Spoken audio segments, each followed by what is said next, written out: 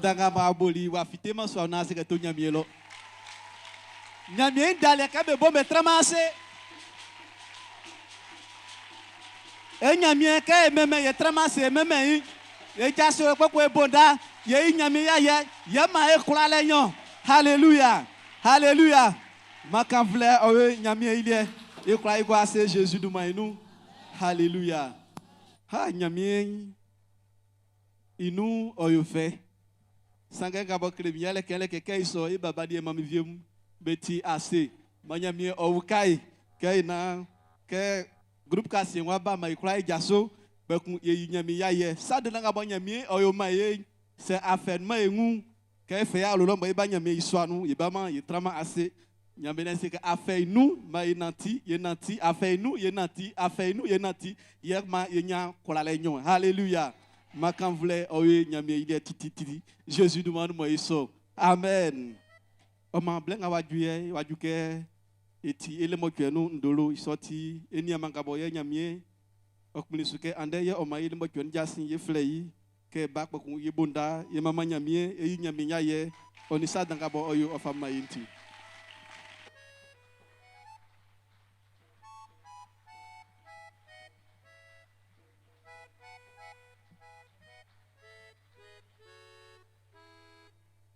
Alléluia. Nyamien iklofwe pa mu nyamuli kengle mu Christ Jésus du manu. Na nyamien yase afi. Le mo kwe mesi anglon si afwe no ane be fleke wa yae ku ye nyamien isakpa nwesu. Ma nyamien du man futiti famille Jésus du manu. Ye ni anga kusubo e amuli amu mu abo e sanga mu ni Yesu ya so nu angle mu e amuli ke emi Jésus du manu. Yende mone boti desam srai chemba blauni kun ya singabe we sanumu ma ya kundantrawa na Yesu sa so mesuli kawle alléluia singa boti sa uflebo we sanu e baba kwadio bena boti esimu bi akpaswali ngoso rek masibo opo bwede wa isupe iwa ma e baba me kula be suti yele be yale ngabo be yale mo kwa fienu titi kebe seke kisien do nsieni bwe aima be ya anyaso isonti ma esimu be fafanga be trable so ibo afi be ukabe unsrewa nu be susavie mesu oninyamie isa dandanga bo elimanie afwe ngabo so en 2025 ya fien mo nunti ngalie otisa boy wa flanu afien le ke ebuka sie so iwa titi ke bo afwe nu ansuja boy estranvie mbewe afien evie mu eti afe fwe evie mu ele maguma evie mu eti aikani angboti nyamie ikrusanu siesiele nye be kranga bo ebeti angboti bla anze aikaba anze belali kefi kebo efetri insubai akpaswanga bo kesato esubeni elikai be wama nyamie vle isuti cellule mebo su pemu be kranga bo be o akpaswa kungunga bo tiguma bo asonua anze stranvier nyamie sio anvwe bo sanu efe sakra soin eni aso mebo sikanga bo ni fata ke eji se be anya vio yele kotokumbru oma duma klele oule e kranga bo enwa eja saso inuan e baba pasteur ifua ma se trafwe se ikweguma lo e krai kle duma na ya saso inuan ye ke ka sienga bo gubo e duma klele so ngran yele ya ngo ba boti desam srai chemba ablaoni sien alléluia ngalia kusu akpaswa kungbanga ke sato esubenia elikai be wan kwa ena ya kraya ni unika ke onifatansa unesu anze wawenu eni anga bo be kramanu bo be we afienwa anze kusu obaba o mami vie kranu anza sioni anvie bo asonuwa bo afewesu ma efabe duman ebla ko yona sesiele nga bo wa bo e pasteur ma sesie bo ni fata bo efania e unikai saso inu wa jaclanti alléluia ngalia kusu yele duma klele ekun maya miemvle isunti ekun ke e insutran le patansan duma klele ya boibo isonti ekra ngabo enwa Yesu sasonsu ma ewa eba pasteur ifrua ma se trafo eguma di ulelo anze se weni abian Samuel ngu ekra ekle duma ngalia kuma oswan lecteur de la Bible 2026 blelie ma esiesie un ye jajale ngo osunye e baba nse e mami ngabo bele ba e kakla la be frualie isi kanti koto kunyo ponu ablao ye e manga kusubo be sunyi bobe ni nyile nwa bunu belie otikoto kunyo ye banga mok mabeti kangai belie otikoto kunyo vie ngalie akpaswa ngabo titalwa mumbe akpaswa siesiele nyele ke e mama pastor Kra iwon ye ni asomu e krokra ele strele ble ye ble so ti ke fa echeli ke nu oson aloko party programme nu jajale nyele ke e sustrewasu be klelike kwaku ka ble son vie e wla isa likawre akpaswa nga kusubo e belie be siesi asonu wa be wa manya miemvle isuti ke kenyo suba we na jajale so wa yeme na edike so ya dinia krunjwe oni fata ke wura le oye wa fa kunba ile ka be wi so nyamie imamu kwaku oye clan isonti mae su na enianya mansulo eno elilie pule ufue oni ngabo tizon mae nialo owlo ye ngabo kusuoti ensu 31 lien kusu owle fan ekun eni akura ngabo kusu kebe keli c'est ma argument d'être bluni nyon enveloppe ça fa Olivier bon lelende flou asonte osanu on fata ke efa e black ke kele me asin be asie gbogbo akura fa agwanu se kusu kebe son de son kale nde asesio nke asu blesson souvie eni angabo ebe ni anya su mobe son service d'ordre sa umbeun be krabe ma o flou aso ivie akpaswa kungbanga boyo tiesi asonuwa iwa manya miemvle isuti kejajale ngo asonuwa ni oye moneke kura ngabo tistraku moneke kasien oson ti dele moneke kenso oti tiesi wa boti ja symbole ble isonti kenso njubai e krase moneke kasien imasi mone yoti desamstralie iken kasien no ma enweni a ngabo eni be tranvier e flebe na be bla eni be asonu ilikawre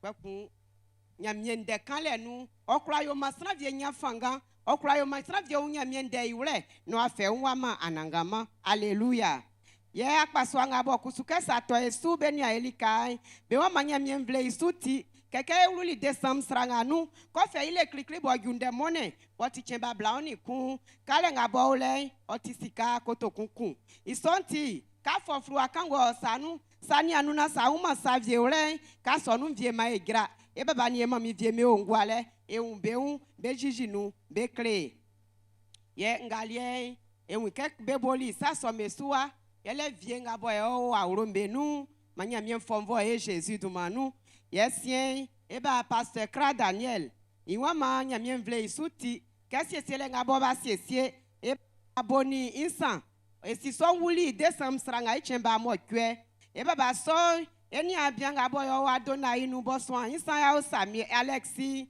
isinio isonti jajale nga urofwe majaja ye o ye janvier sra ichemba ablaoni sien beko jie moso ifuen ke insu fuen sie ule so ano be fe be ko bokasu nje bonu akpaso ansu ye ikenga bosu isu boti janvier ichemba ablaoni nai beko la esiso inakasien klokungba sonsu iyo sukungba nuon e baba pasteur wa manya miemvle isuti yele e mami kona afwe Jacqueline e mosoy oti asonu ngo banko de lo inuba desam sra ichemba mo kwe kungba vie ofalie mami siesiele kungba ni oye février sra ichemba ablani mo kwe betrambe insu klikli banko de quartier ngaboswan kofikan klo quartier sonno ye masi sra ichemba ancien beko je mami ifuen kokumbo fuen si ore soa inulo ye masi sra ichemba nso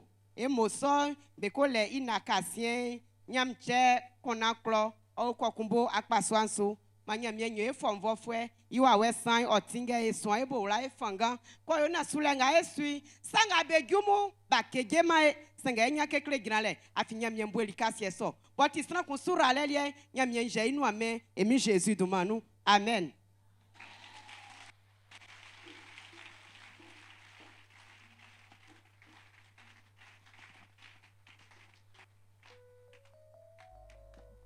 Hallelujah.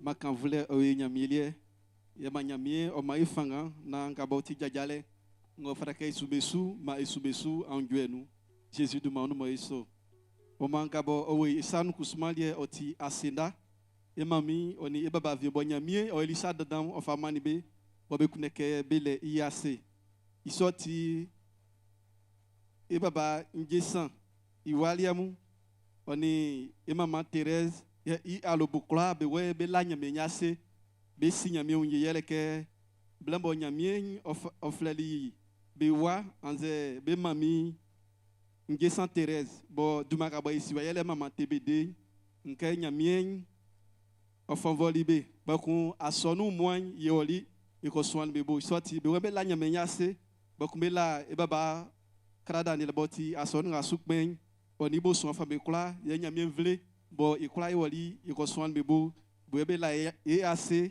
ya be asena do be si nyame unye on be statistika kurukun blue yesilie kwa injores oni alo be wen be la nyame nyase be si nyame unye yeleke blebo nyame o fleli iwu ka fwe nke asonu wa yakima bele asonu wol ko swan be bo fal nyame de ofa mani be oban fanga ma be ko nyen be nyen so fanga isonti be la nyame nyase be si nyame unye on be statistika kurukun ablenu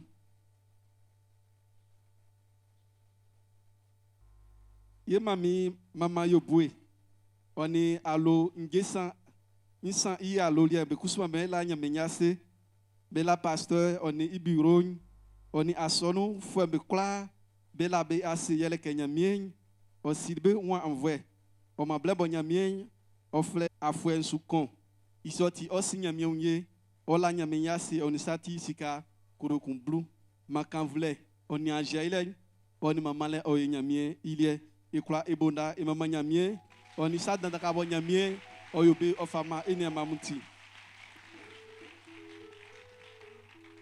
o ma kaka bo eni mam be fafin yo lesa nyame de kan créer Égypte lo tout le flouan ke anama sel mozike kan créer Israël fouem beke mami like kulanga sran be mana otibe kunsu amusonu hallelujah ngi ngo fada ke amuma be som be ye sika okule jeta ufue ye aba oma nke jajale so nyamie yo ojajali o oma moizi yo seri Israël fo be ke be manyamie ilike lige nga bo okleke be mam ye nga bo obu mele sanga akodo Paul kan kleke sranku ilike nga bo obuya kuna kese ofa manyamie otikpan ma ofa manyamie na ma oyukun bosu na ma oyemialesu afisanga mama nyamie like so iso fa nyamie ikun jon iso tinga ba fa balike afa manyamie aja sukpakun ala nyamie ase ma eja sukpakun nga ba suzun ka afa manyamie la nyamie nyasi afi yo fa mani yo ye asfable yo stre nyamie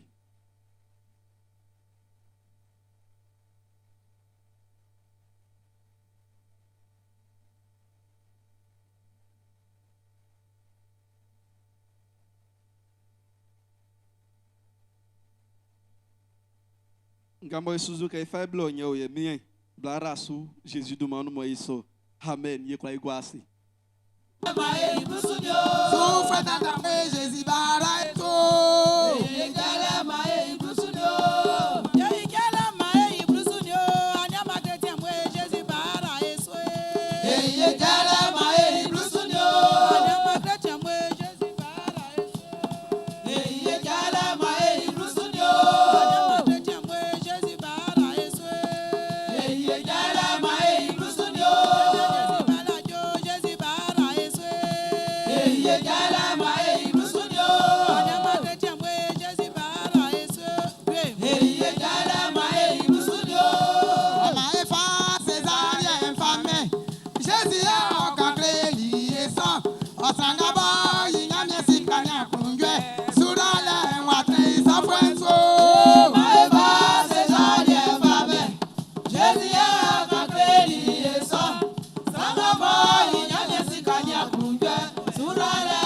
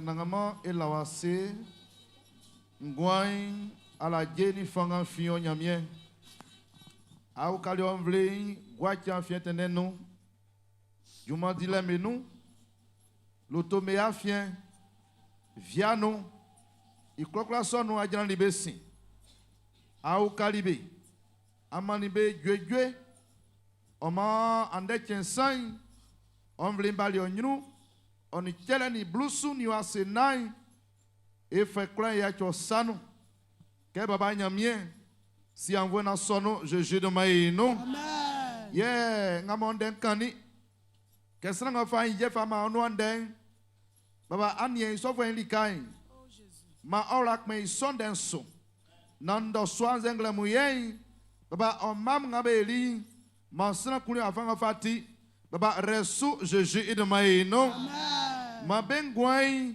oi ba otralai benyu kolei oi da otralai ala jei oi da otralai ma jwejwe otrale tike benyu atimo yoma beura gwase yema beu jobe fon Amen. ngamo ti kru bi fo ejajale ti atimli enso Amen. ma besu siesie be rabesu beura gwase yoma be klok beum fe yema kanvle nyok mbache olie ma osura le dai otrama besu et mien sans Jésus-Christ de maïno amen. Amen. Gwase Jésus nous.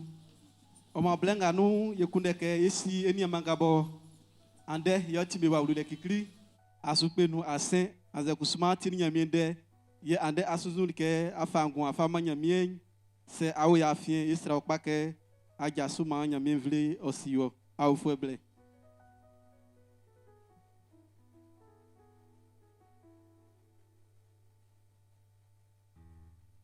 Yo eni mangamo ja soli et pasteur on est conseil les femmes noires be fa ya mon balé Jésus du maïno o maistre am kpake amugwasi ble kon waju be kon e wasi yeun wafa ofle makan vle o nyamien ilie sien ye tien denga o yeli kaule asia sufuamu amu kla am kpake kle amu yi amu akunjwe inglo kle nyamien ke amlu iswanu am to yesile dwe ke amlu I alonu long am to dwe be meme yi am ji aye am le ase afin otikpa iklu fuen o le titititi ye ordina o le tititi oma eni amamu e wa to dwe e wa ji nyamenya ye ngabo kikiri nu wa e man nka la fanga ke ma e mien yi kpaku e kan vu nyame ka on fatansa. Hallelujah.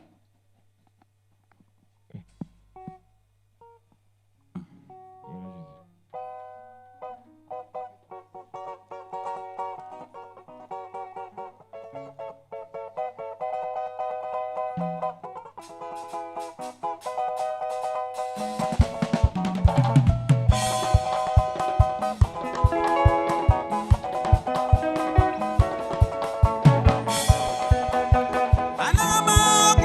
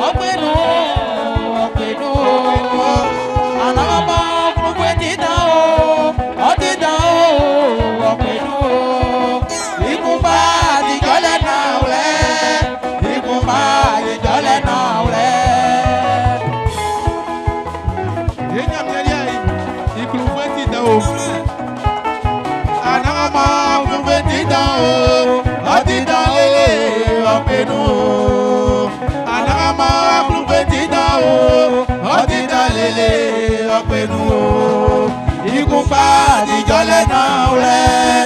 Ikú pa àtijọ́lẹ̀ náà wẹ. Ọ̀tìdá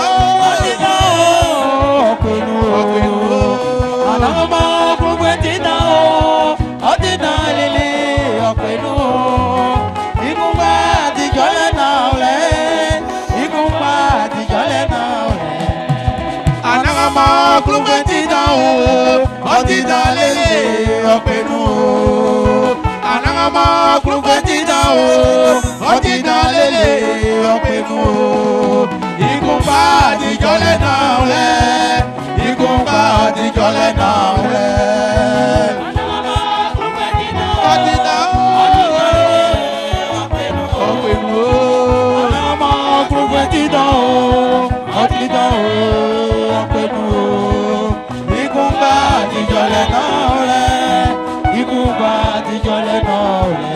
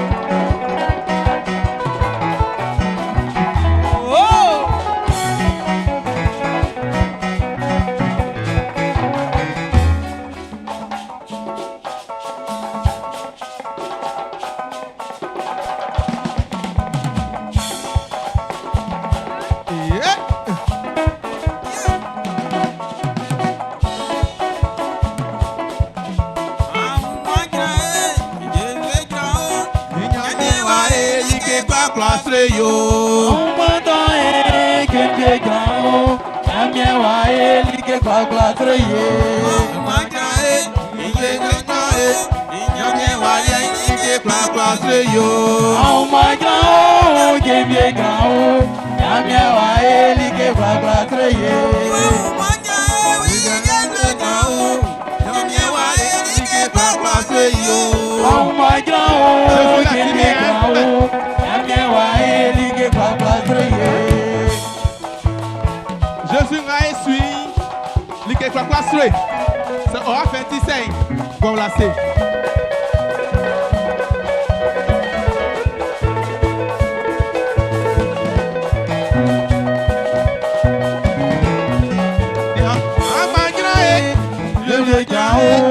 Nyamye waye like kwakwa treyo.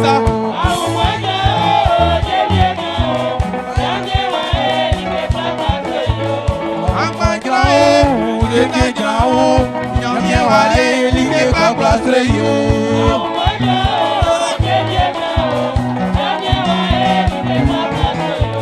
Nyamkanze apetite like kwakwa treyo. Nyamye waye like kwakwa treyo.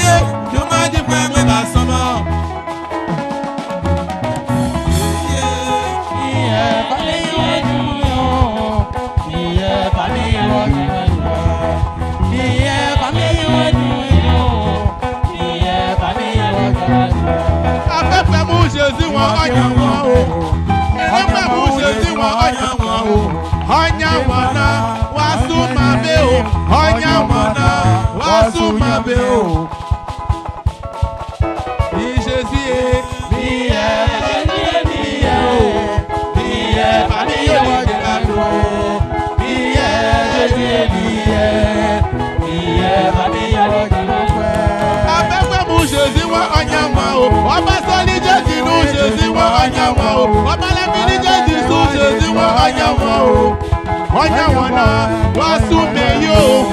Onyawana wasumeyo. Onyawa Jésus sukundewo. Ni baba Jésus sukundewo.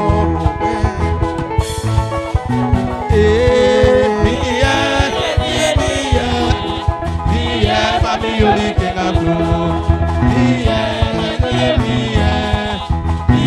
famille unique et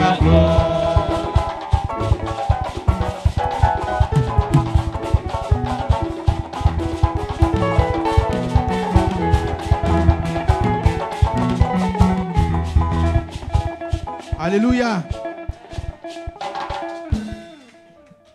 Jésus soupli ça, ok? On y a un mois à soumettre. Ben a fait au besou, ben on l'a. Alléluia.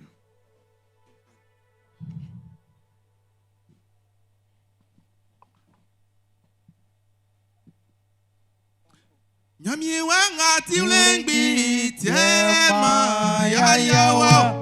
Famille Jésus tiulengbi tiema ya yawa. Nyamie wanga tiulengbi tiema ya yawa. Nyamie wanga tiulengbi tiema ya yawa. Famille Jésus tiulengbi wa o. Famille Jésus tiulengbi tiema ya yawa. Nyamie wanga tiulengbi tiema ya yawa. Nyamie wanga tiulengbi tiema ya yawa. Nyamie wanga tiulengbi tiema ya yawa. Nyamie wanga tiulengbi tiema ya yawa. Nyamie wanga tiulengbi tiema ya yawa. Nyamie wanga tiulengbi tiema ya yawa. Hoti nyamie wa hole mausu. Hoti nyamie wa ngale mausu. Jésus, hoti nyamie wa sakwa. Olema usu, ati nyamiewa, nyamiewa ngalema usu. Jésus, hoti nyamie wa ibadeli o.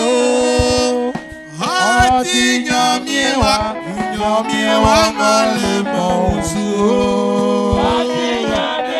Hoti nyamie wa sakwa abuya kudo. Olema usu, ati nyamiewa, nyamiewa ngalema usu.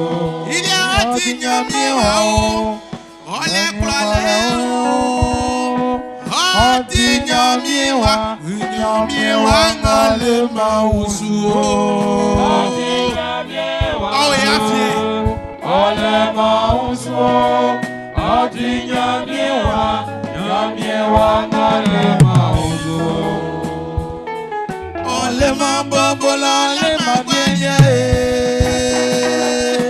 Eva kambule yemeyo anogoma.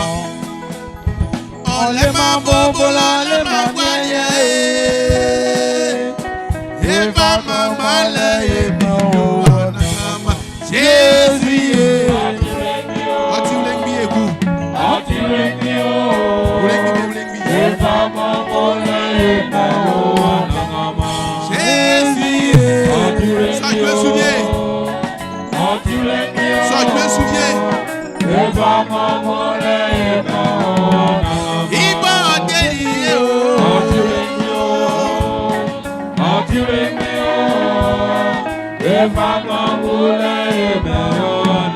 Iba glory o.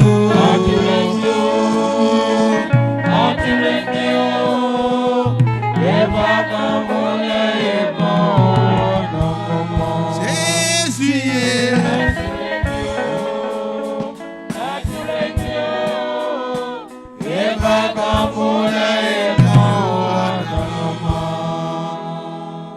Mon esu na mama onyamie. C'est que oti ulengbi. Oti famille me famille. Ulengbi me ulengbi.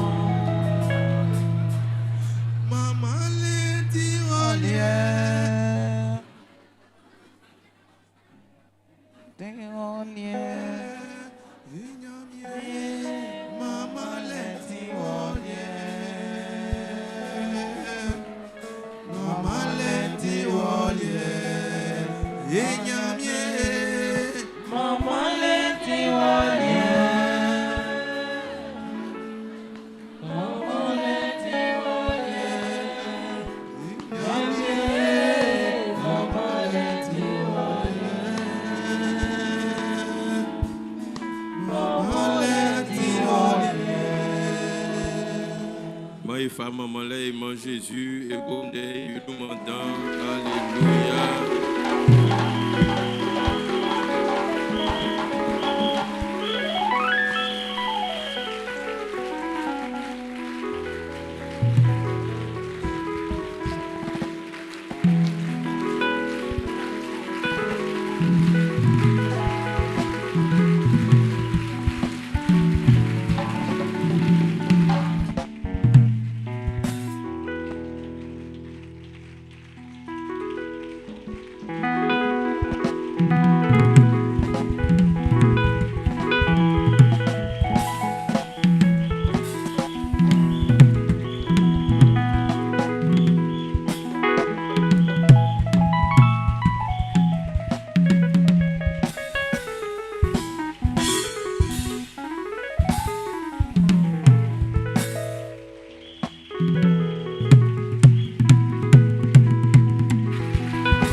Alléluia.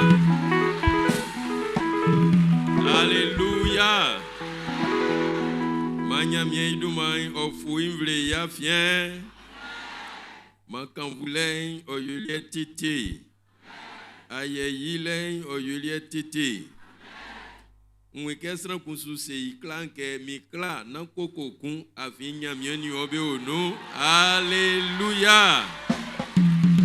Amen, amen. Mi klein o setie sere kun o. Na koko kun afi nyamie ni obe onu. Alléluia. E nyamie ti pa. Ma kan voulait o yelie titi. Ke kan vous nyamie e sous la file inglo. Afi sranga o biswa no mo ba ki. Mo ba boy. Ozike maman nyamie iso maman lelie obubu biswa inu kirokomu iso maman len o kakisran ingwa afi nyamie o lo se unke ni tronga o ngwanga le susange onia ya fenie mi maman le nyo loyo se iso fwe wa obunde kamania.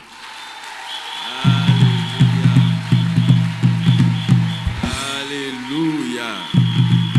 Alléluia. Ania, sans vieux donc ayo we, afwen sou vieux. C'est mon transénant au bout à faire un moteur sous 2025 nous. Au transénant sous, c'est un moins mambondeng quand vous Jésus. Ils sont vrais ou? Alléluia.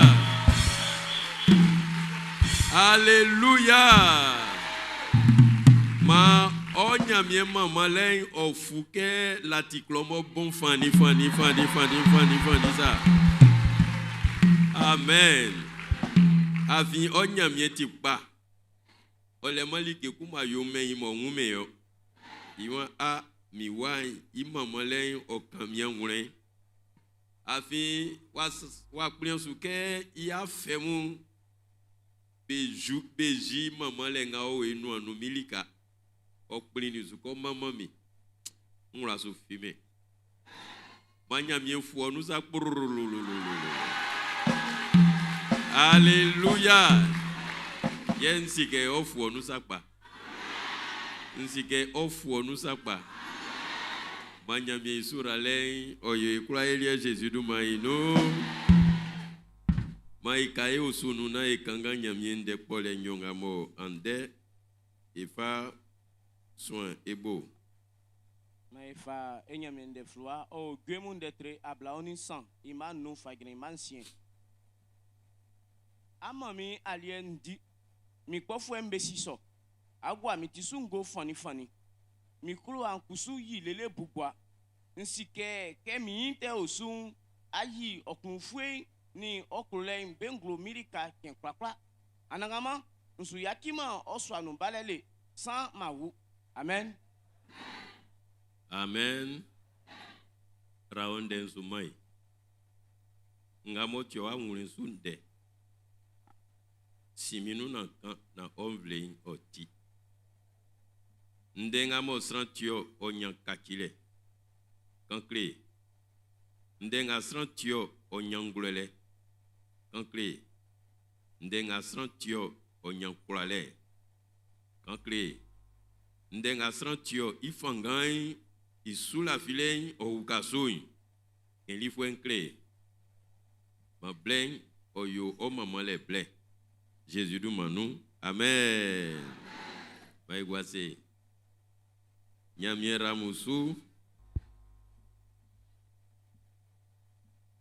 les motuenga ifali blé que et quand nyamie iboa bangamo 2026 nous nyamie wa jinglo ifali blé ifa clé sulike blé soy otike nyamie kloke oyo akunda boule blé wa fanga moy nantili 2025 nous ke iboa kundan koko ina awura boe wa trama inu nyamie wanyo ka boa kundan ma wa fanga mo mini o ya nantin kusu 2026 nous ntike sukan san creo il y a à classe que et 2025 nous wa ima pa sangen dia kunjwe afinya mie boka siekeyo 2026 nous kakile dan pa wa tranle alléluia alléluia Oman ela mien c'est Jésus du manou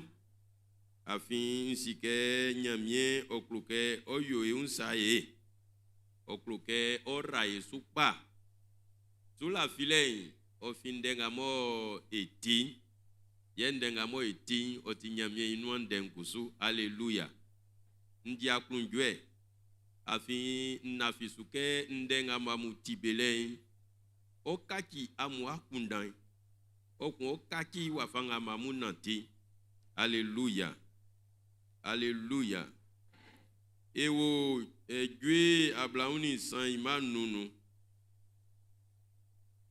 David wan amamien lien dim pofwembe siso c'est amen bon poko ina wa popo wa mami nyo vie blofwenu nsika mutikuzu neo mi wa we o ijo blofwe o ma ke won pipa yin ba ori o itan kan o le wa we le o ijo nzo o ijo wa ore yo ekula yako amen amen tu dresses devant moi une table en face de mes adversaires. Iwania ale kun le blenu ko ato le blenu po le blenu klu vi blenu amamien lien di npo fo embe nyunu alléluia untre viembe ole be fia so ano ebe dio ka mu fite amu nyunu wa undundu za transfia wonu senge untre ngalien o nyamie nyunu ye nyamie wa fanga mo nyamie fe nwura nunu oyo ninge ngamo okpofo embe nwi wure gire nke sra wo fre wa fe fanga lie wa wura untre so nwe alléluia alléluia iwan mango bable nu iwan amamien lien di won ma lien yo nyamio alléluia na wo e asiesi établi nyo akpiti tingei nyamie wa asiesi établi ozuzo ke bladi alléluia na obobo ya asiesi établi nyo sanglo ile non Jésus won yo ngien nwansi nsu bobo strango tikei nruisi oni mi dilike yenkusu mini yezu e dilike ole blenga mo nyamie kloko baba asiesi o polukan ni ninge makan namudi sange ngamo o enyeme yeleke donga su untre nganu aliedi wa bobo akundanu ba wura okulu vi amsike savio le kebe yo san obonu ma aliedi wa yo fekun neo o ese minianga kotaka nso kabu akunda ngale be mo aliebo idi wa yove keke sange ngamonya mi wa yo nyele beni iwania ta suzuan ke ale nu adi alien bless some boy ye mayo alien I tole tu vois un peu non nga obe toro voilà alien il fait fouet ye ma fashion ñu ke di ka di ni ngolo ndi untre. Oh, quelqu'un ne m'a pas compris ce matin. On sort qu'être les midena encore di untre mba iwanzu di alien en bas. Alléluia. 2026 nous Kenya mieni anantisa. Alléluia. Ibobo yosi établinio.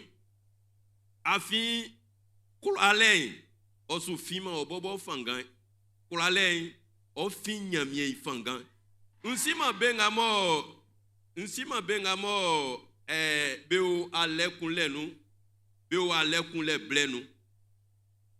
O ti kekle pa o klaye o sunu untre du malo mia a nyamie wa yo no bobo unenye o ama o kulalen yo ati ya mati ke savie sun kle sranvie mu nan la liengba ebe kemo be dili ke o ti teo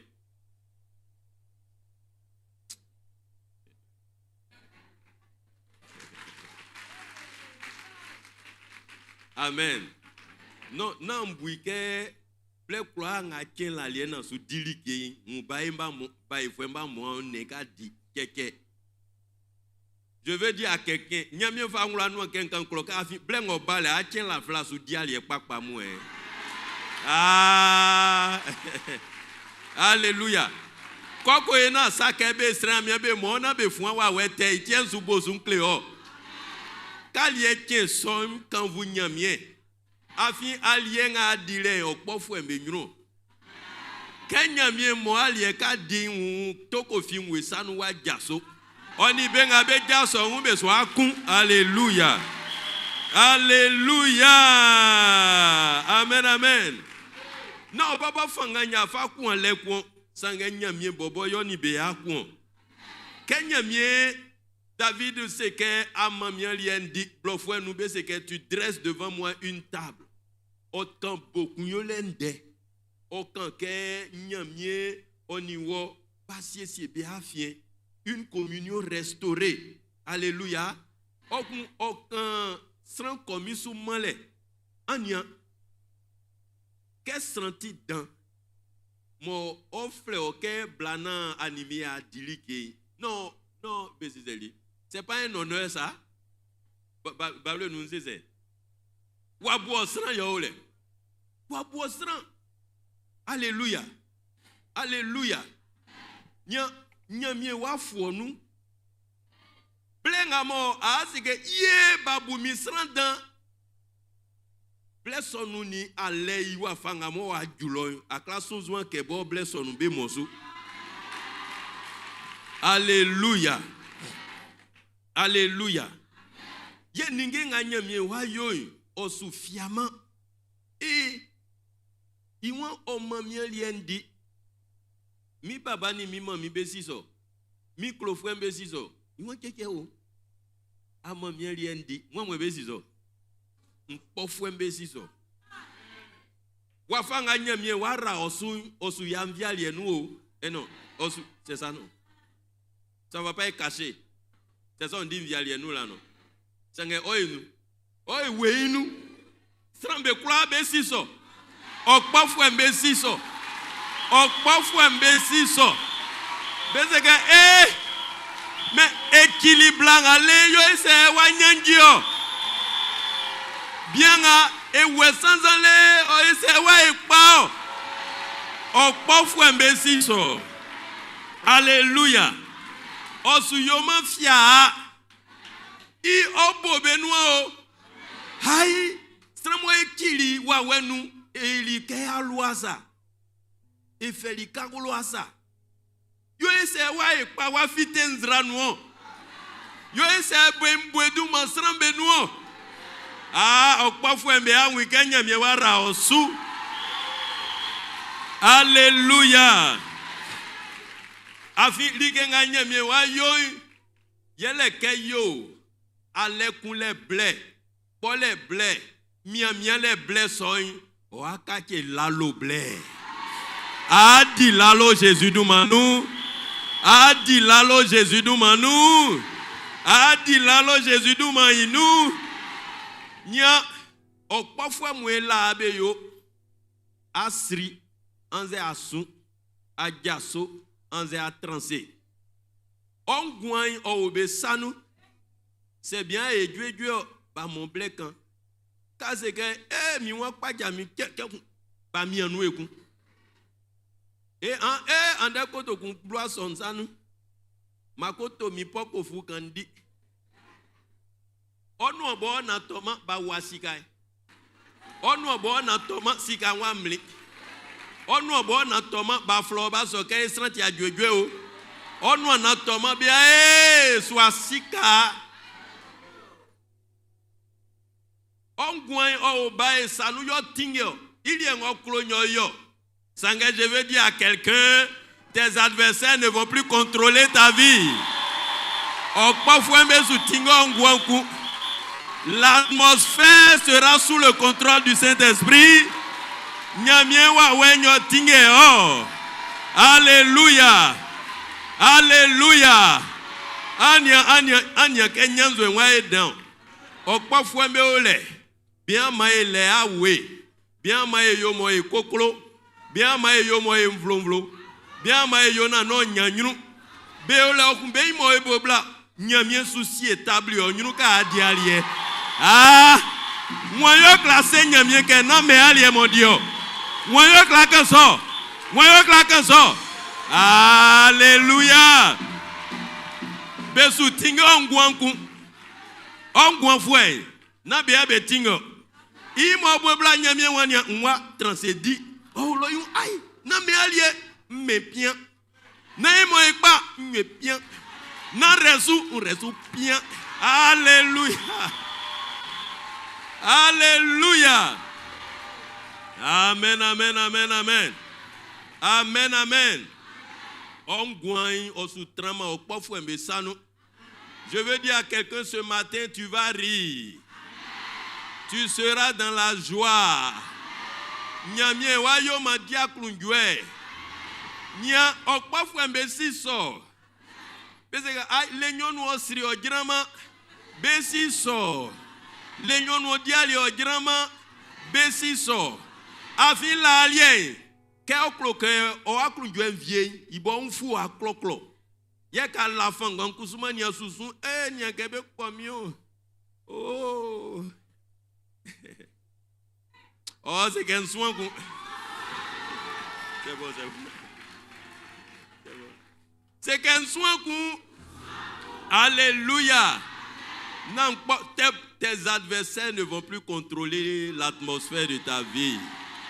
Alléluia. Afi nyamiewa fait ça wa ula nous. Nyamiewa fait ça wa ula nous. Bemu nyeme ninge danga nyamie su yongwanu. Je vous assure. Wafanga nyamie ndenti na ule nyenga nkanklole. Benye sa. Besukla ye. Beseke ay oiso oflo sa nous sort. Ofian wo. Ofian bobo. Ofinyamie. Ofinyamie mo asiali onyuru. Iwa di mon pofu mbe wike man rosu. Alléluia. Amen, amen. Ok, mi wanzu agwa miti sungo. Ngo moti ufle. Ngo moti funny. Mo okan nyamie wa we wa fanga oni onati inde. Alléluia. Afwenga obae. Nyamie o aboe ufle. Iwa we oni nati. Ye iwa we. Oma etimi. Oma efanga. Sran viembe wa.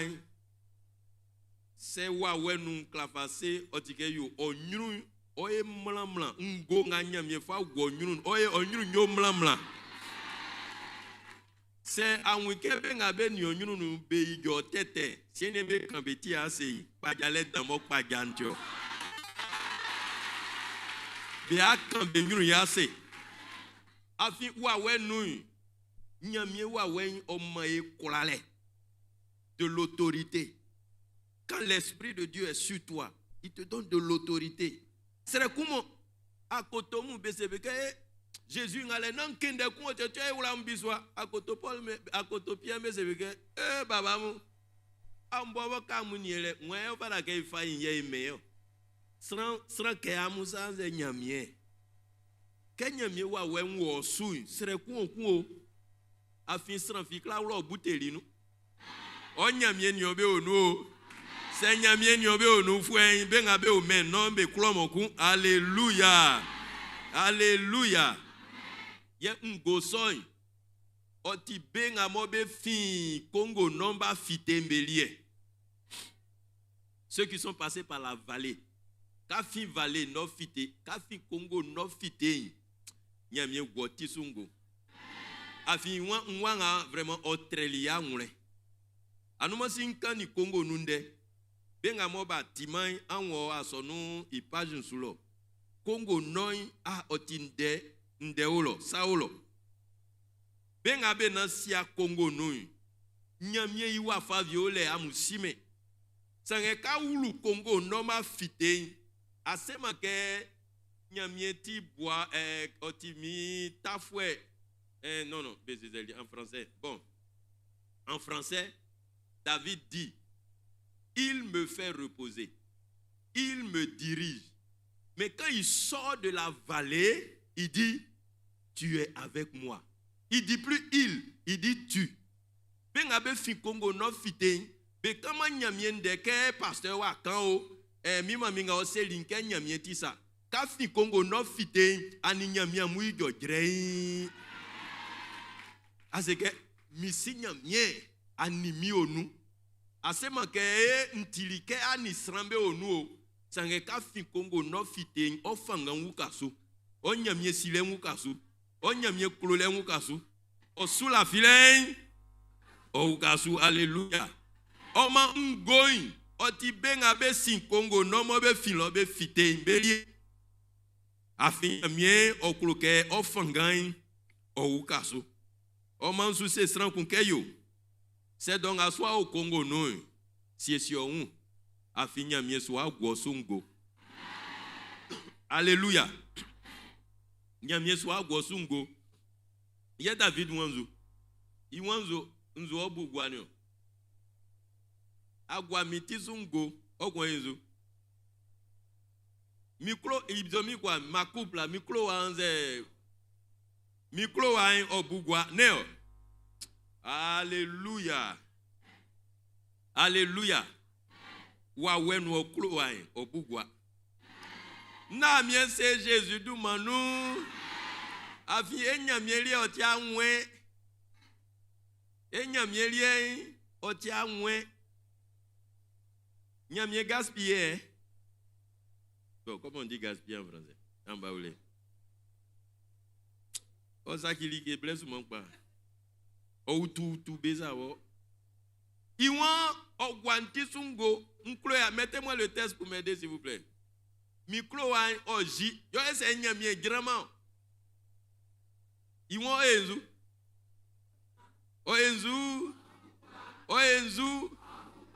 Wa wenu ninge mu nyamie ti anwenu. O ploke ninge mbe bube gwa. Alléluia. Itie ma wa wenu asudia yale. Jésus du maïnou. Nyamie kloke o wa wenu fangan o bugwa. Nyamie kloke o wa wenu timi o bugwa. Nyamie kloke o wa wenu silen o bugwa. Alléluia.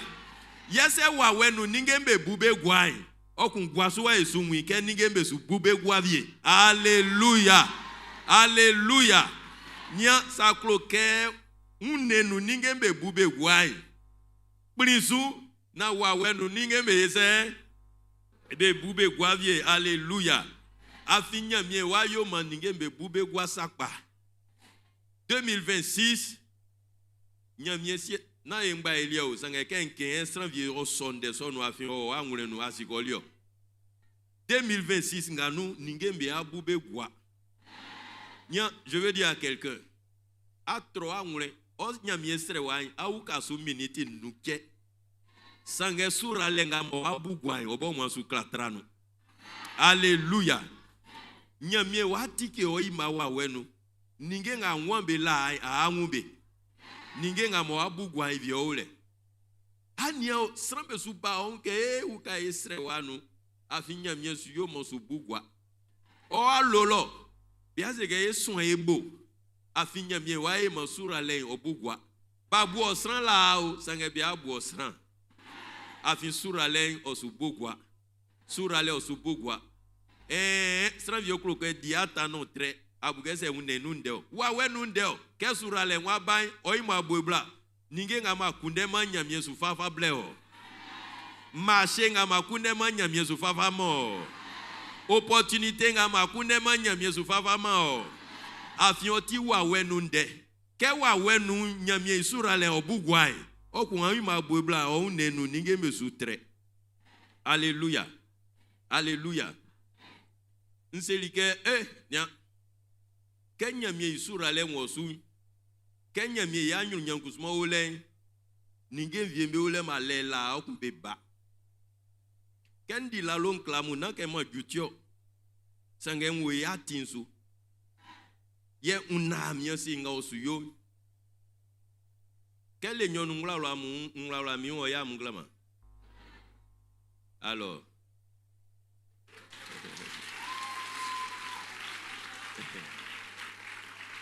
amen. Pasteur conseiller inyamo anke anglokla okpali ke mami. Est-ce que vous comprenez? Kenya mie ninge meza. Ken la moti clama namio. Nya mie suma san ke nya anpe anglokla anpe trale beble. Est-ce que nkundeli?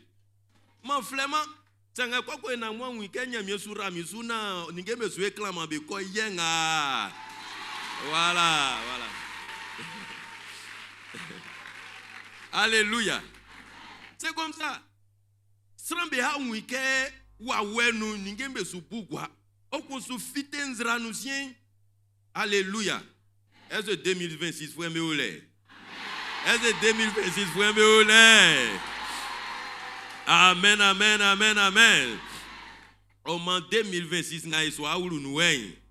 Nyamie wa yo maningembe bube gwa. We so. Nyamie wa e maningembe bube gwa. Obwebo wa we no. Amen. Obwebo wa we no. Okun ohakan oningemu. Yumanga ma di nyamie wa ken.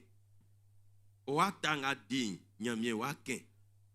Osunzulemu ha unke nyamie wa ken. Est-ce que quelqu'un me comprend? Nyamie wa uka onkule lensu. Anuma mini stranku estre amien sekenya strenya mie ke yo. Likenga ma ile ma ofa ingulele mo ofa mo stranfi na nyeme soy. Bless mo pa musega ndiguma stranfi bama nya an dioduma ke bengambesa.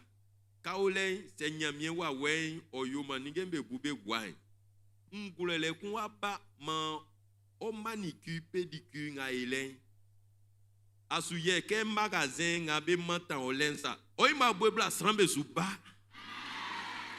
afion ole o model kuma yomo finyamie sulo jiralio na sukululo ebe kleliwo na o patron yo kleliwo sange o finyamie wa wen. Alléluia, reçois cette grâce dans le nom de Jésus. Amen, amen. Ils sont yoningemo. Alléluia. Alléluia. A fait à l'embenu. Nan koko. Nyamie bobo onyam pofwe mubeku. Oyoma adialage. Oyoma adiakunjwe. Bekobe ba susri afin nyamie wasie si établi nke di nyamie wasie si kendan ke di se benga mu bebu osran Bebouika ngumia oleng ben. Mien tao. Mbo mien mas si établi. Na yali ye tete fwenyo. Sanga ali ye papa fwenyo. Alléluia. Itiem flanoué kou. La lien vie ou la moitié. Oti wawe nuli ki enyamye sou kre amu. Na liye tete fwenyo. Sanga oboka adimo umpaja ol. Asika dili ke pa. Oh, dis amen. Dis amen. Manyamye feso sans facia musu Jésus du maïno. Manyamye tikamwa kuna iso sans besu Jésus du maïno. Manyamye wawe oba moufle Jésus du maïno. Lève-toi avec moi, Jasso. Et proclame ndenga. Et blofwe no nsike amuti. C'est bien, je parle noyer tanka. On peut aller? On peut aller? On peut aller? Non, la fille, c'est bien la fille, de Cloamien sera trop. Dis avec moi, Père, merci pour la table que tu dresses pour moi. Merci pour la table que tu dresses pour moi. En face de mes adversaires. Merci pour la communion. Merci pour la provision. Merci pour la paix que tu me donnes dès maintenant et en 2026. Père, merci pour la table que tu dresses.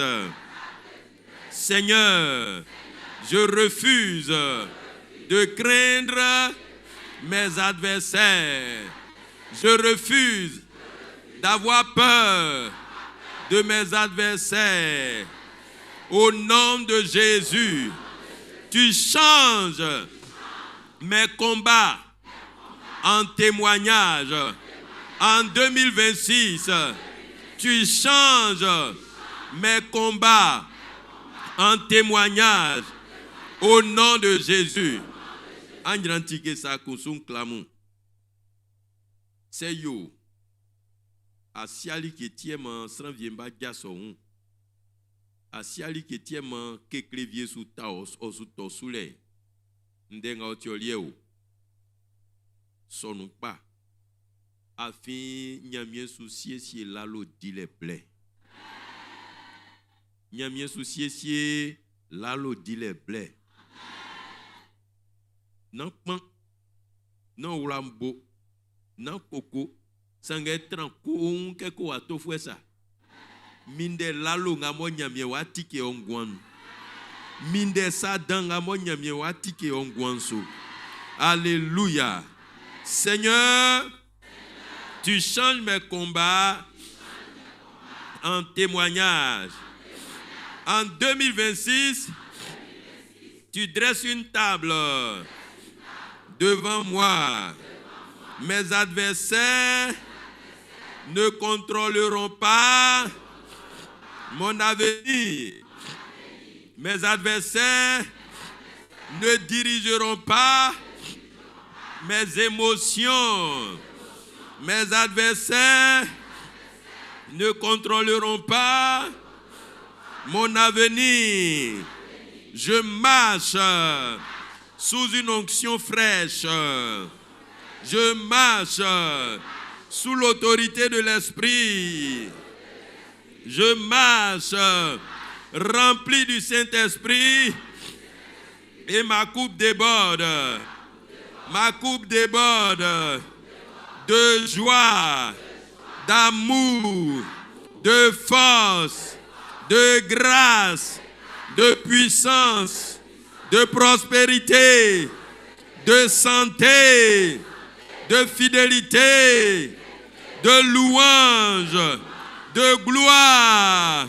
Au nom de Jésus, au nom de Jésus, en 2026, ma vie glorifiera l'Éternel.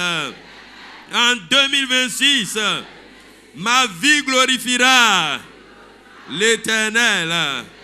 Seigneur, je reçois ton onction fraîche. Consacre mes pensées, consacre mes paroles, et toutes mes actions pour la gloire de ton nom. Que l'onction de ton esprit soit sur ma vie. Au nom de Jésus. En 2026, Dieu dresse ma table. Dieu oint ma tête. Et ma coupe déborde. Répète, en 2026, Dieu dresse ma table. Dieu oint ma tête. Et ma coupe déborde. Je déborde spirituellement. Je déborde matériellement. Je déborde financièrement. Au nom de Jésus, quelqu'un dit Amen et acclame le Seigneur parce que tu reçois. Acclame, acclame, acclame, acclame, acclame. Amen, amen. Alléluia. Asseyez-vous, on va terminer tout à l'heure. Je vous rends. Ndi lalo somu koko ena yo. Amwa mwile ke ekwa ewo ati kumbanso. Unflanu na ke manjuo. Sange kenkura mi tanyamye. Ye ninge amosu yo be mi ngwano. Ye ngankan klamu koko ena ekwa ebo ekune ya fa jale kumban. Alléluia. Nkura ke ndim pamu. Nkroake nkruji na nyo tadi ma eloklo okwa amsu nanti sek amsu simi you know kendi lalo ken mininge mbesu bugwai nkroke amukura mseke pasteur non gumio mboba ngoje mini Jésus afie ninge mbe mbube gwavie. Alléluia. Ima nsienu sakunole mfasi ya munyunu okun esu gwegwebo.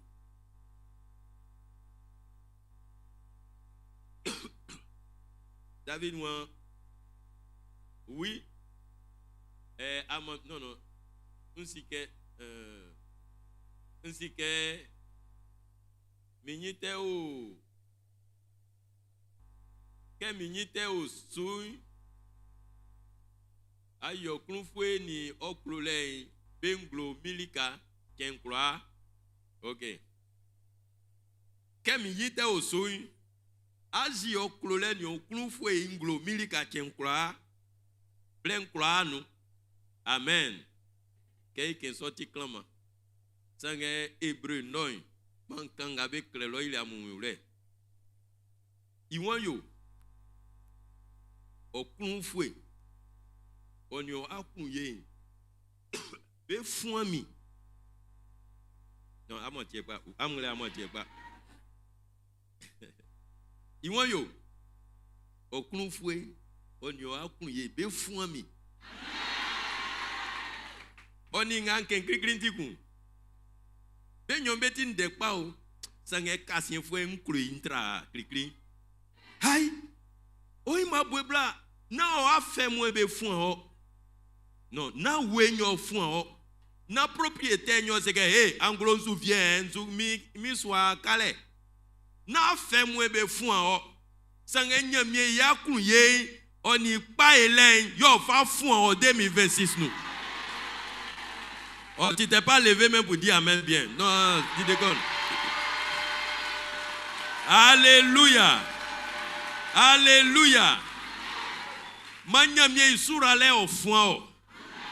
Manyamie yi klolen ofun o. Manyamie yakun ye ofun o. Manyamie isura le ofun o. Quel que font sranyon? Ananti wa vaze. Ananti. Awande. Alléluia. Qu'est a fait bon moli qui ngote font te so sunyo. Ate ko akla grand. Akla grand. Mais am sili ki nganyamie wa nyamie sura le wayo. Mami bla. Koti wa wenuli ki mo oti na ke nyamie ba ko kun e. Ke nyamie yakun ye ni ikulole ko afun yi Qui a mo mini o fait moi ils vont transer yo trans les camps. Moi et souffouin yo. Ne souffouin yo. Kulole ni akuluye ye souffouin. Wa wandile wa fait ke ya ba ke ya tele ya isa. Obla yo ke te wandi. Alléluia. Alléluia. Afi c'est un domien bon nyamie kulole ni akuluye o trosa o fa wandi eku. Amen, amen, amen. Afi nyamie kloke ora yesu no obugwa. Sanvie mou kebe di mboto le kun kebe klonji a di dandan fo ensien. Afi sura le nwa fon. Kebe kan ke sura le fon sran. Amu nan wime. Afi ngabe fon etiti. Yele crédit. Tout pa kenyo fon yo. C'est la fleur noire loi vieux sous fond mo wo vieux sous fond. C'est un menoir a fait so l'auto est bakamu ebe sous clé oyale. Sangé je veux dire à quelqu'un wa we no ninge me akaki. Wa we no ninge me akaki. Sonne pas s'il te plaît. Tranou pas on est sous la filet. Ninge a fait menu a fait closran ya fait besu sous titi sangé 2026 manyanye ikulole on y a kunye on wandi fond Jésus do maïno Jésus do maïno Jésus do maïno ibo cliquer yo 2026 nya black pas sangé massacre aule ayali ke fio kun non ke bobolon se ke yo amga mamu amu yo nyamie boa bai ninge nga nyamie wa yo mamu ye 2026 no asu srema ke nyamie raosu sange o fafu no afi osu fafu like mo su fu onyo besre ekun like mo su balo be se ke mo bla Sura len au fond. Sere wa viole bo osuba o akundanu. Okwa nyamie wa yo. Alléluia. Sa sere likusu ngamo nyamie te osun obo ono. Afi okla yo ninge idantra nga esre. Manyamie so ma Jésus do maino. Iya kunye oni kulule ofun yi afwenga yulu nuenu. Manyamien isura len okata Jesus otiti Jésus nous maïnou dit amen fort et acclame le Seigneur. Amen, amen, amen, amen, amen. Amen, amen, amen, amen, amen, amen, amen, amen. Alléluia. Alléluia. Man ekwa ijasona ikandenga.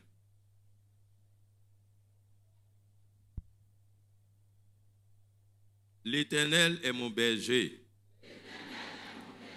L'Éternel est mon berger. En 2026, je ne manquerai de rien. En 2026, je ne manquerai de rien. Je marcherai dans le repos.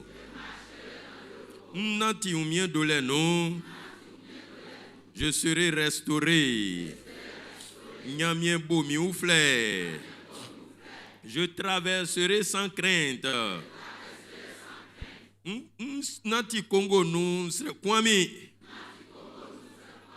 Je vivrai la victoire. Nati kulale nous. Et je demeurerai dans la présence de Dieu. Ye mini nyamie nati kenkula.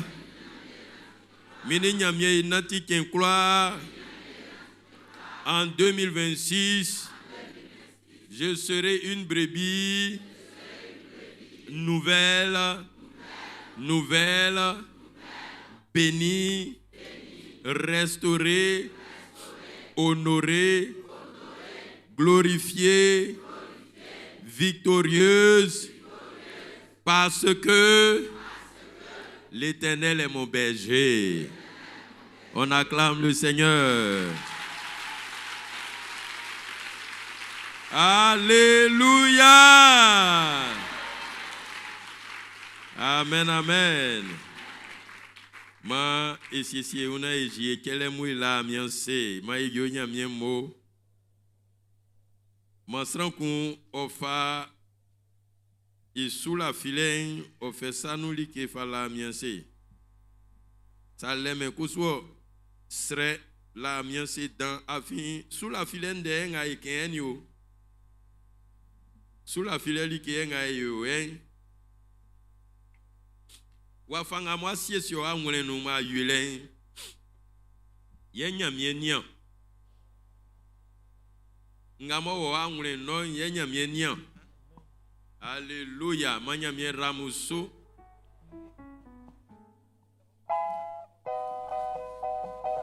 ma sura leni nyamie iklule yaklu yen onwandi ofa Gloire à Jésus.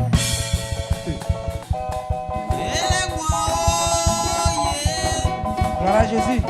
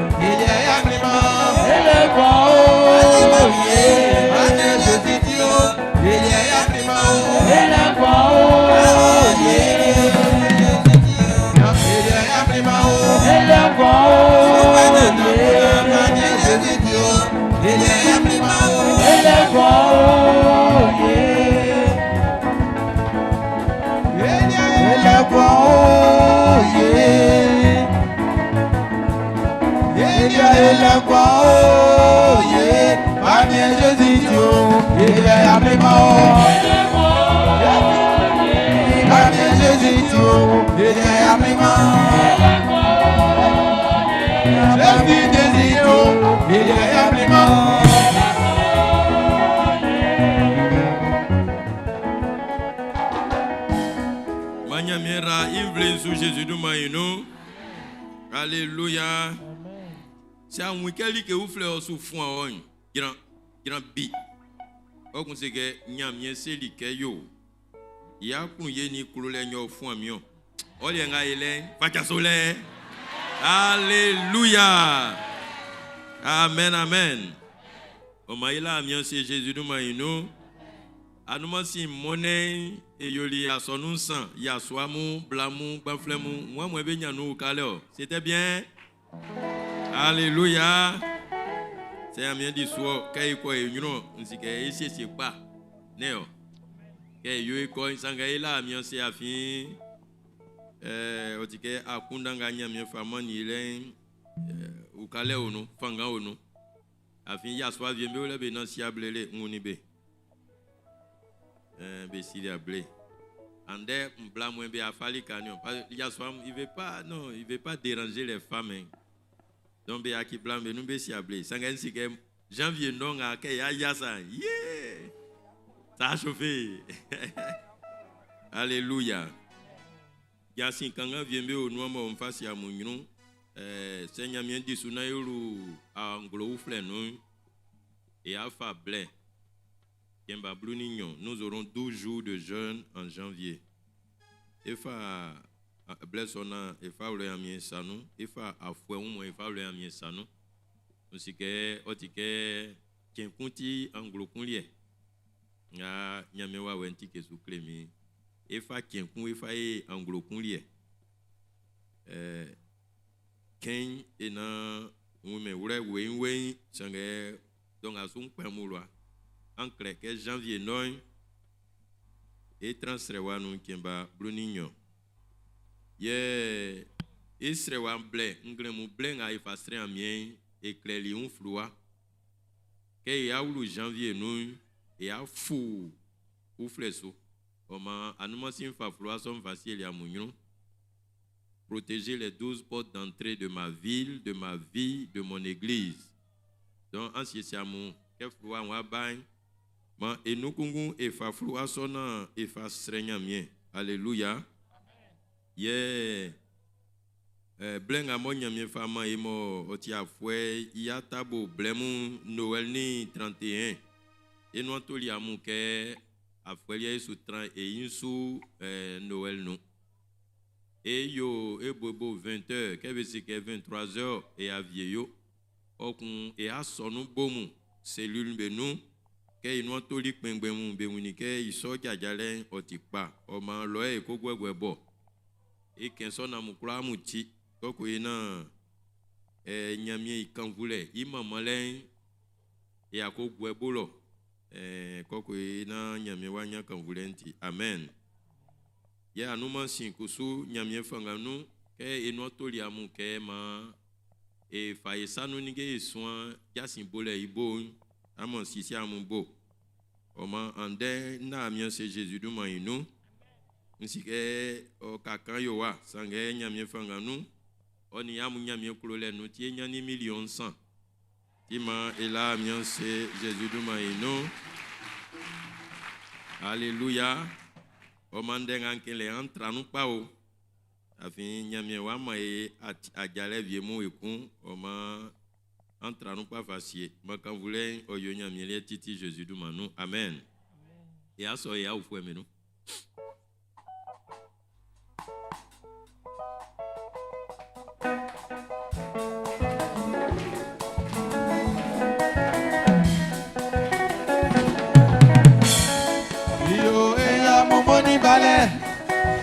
Eya momoni bale Manya mera muso Eya momoni bale Eya momoni bale Manya mera muso Eya momoni bale et soyez un kofi akisi ofin diabo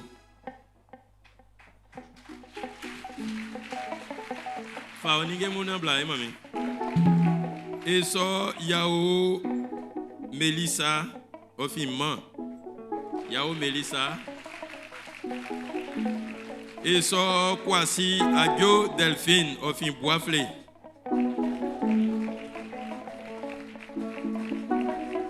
Kofi Elise ofin soubré en sobenu pa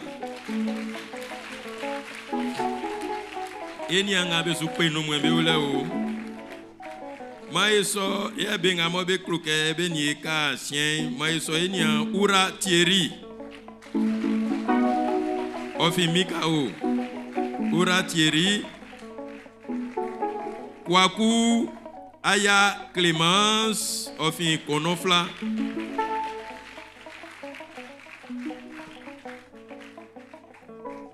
ye enia Misuba Amani Béatrice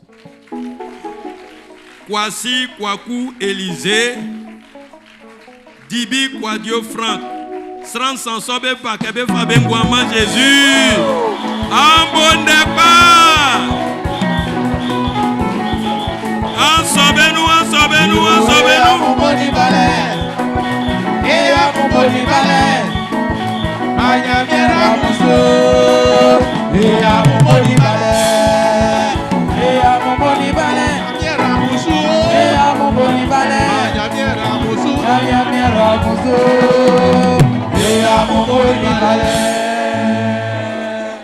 Nsamu keke nyamie maestra mae bonde pa ekle Alléluia.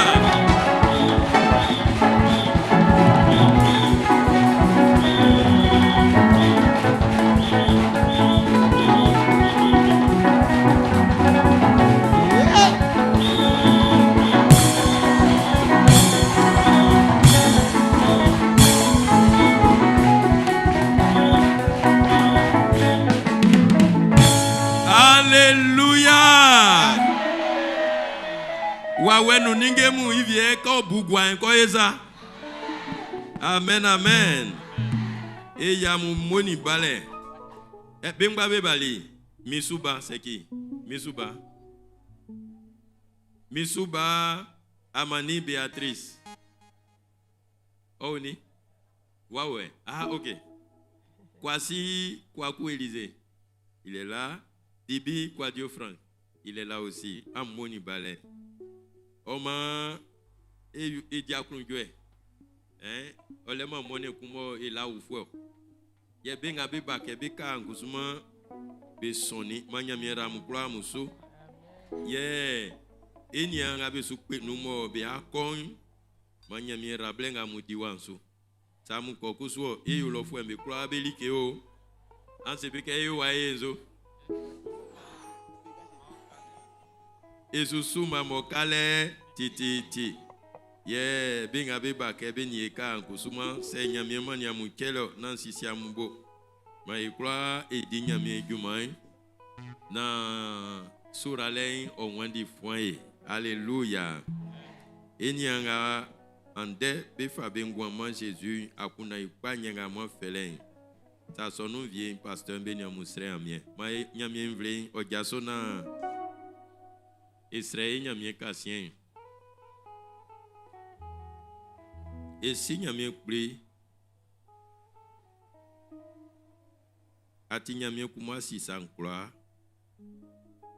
itiema wafanga mo afwengo ba akrukani enanti adumwa bosu klenyo ati nyamie kumo okumba ke aklakan enyulo sambe nu nde wen kleyo ndenga makani be kluka ila fisu afin akluke sous la filen sous la filen jele likemo a ngumei ma sange a la fisuke oti sakpa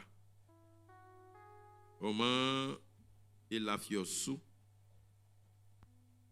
ifa iwulankwa ifa kwa osu ojajale nkwa ngamo oti pa majajali elika yenwa ma Jésus du mainu afwenga mo bahen ekluke e boapa wamo onati ayenu wamo nanti wonse kanle nu wamo osi emi yanien wamo onati ngulele nu ekluke ayo sasomu na ibobo ipa ilentio sange obobo oduma iti yesoma quand voulez oyoli Jésus du maïno ara les motuenga soumanie et soit sandi ma ndenga moyo kili ya tabo oyo ekwa elie nde sonyele ke okulule onyo o hakunu ye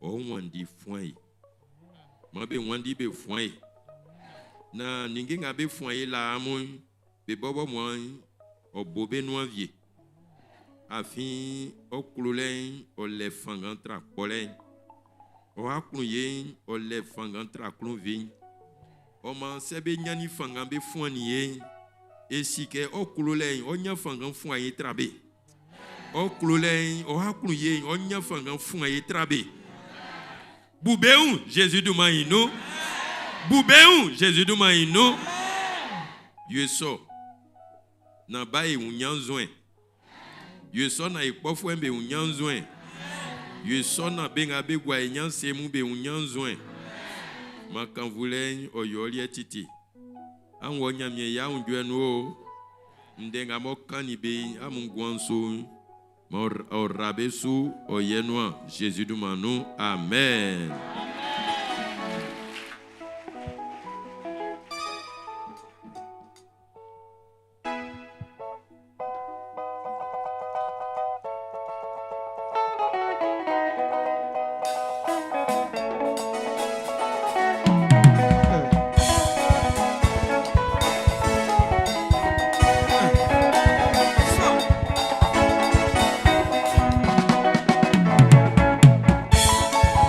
Yeah.